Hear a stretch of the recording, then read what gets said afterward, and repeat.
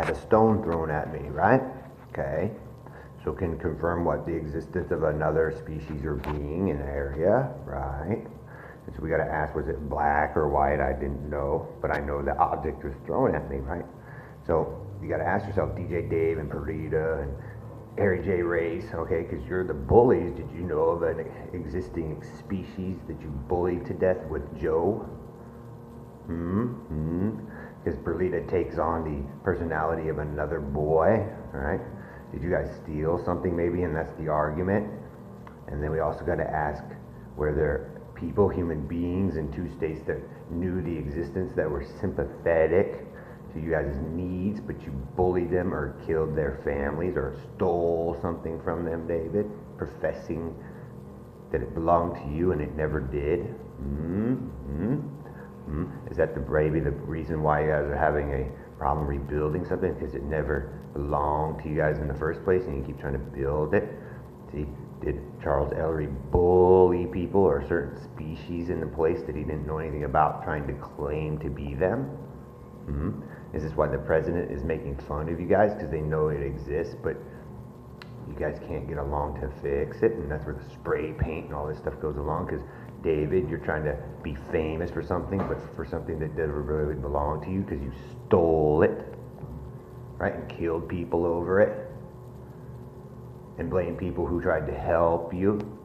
Okay, just like the Negro chick this morning in Starbucks, think it was funny talking about dairy and farms, but Brian Miller, who he wasn't a Negro, when I was with him, told us not to do something with dairy products, right?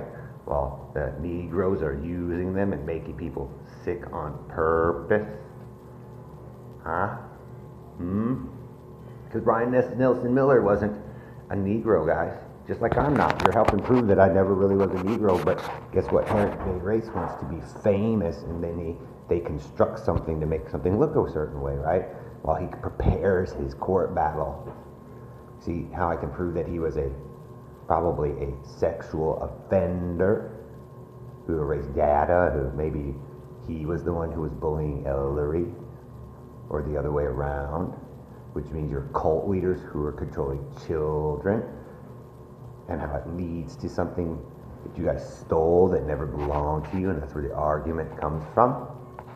So it doesn't matter if I defend Jay Beswick or my own father, Greg Faust, guys, is that there's a good chance that David stole something, and Harry, you're helping them because your personalities match something on that street as bullies, and you hide behind those people to help you be bullies.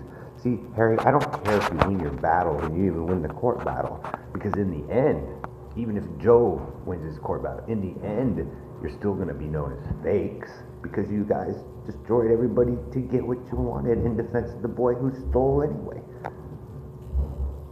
There's a reason why he doesn't like girls, and it's because he knows he probably killed and stole from one, right? And then blames me for all the problems, right? So that's where your bullying and stuff comes through.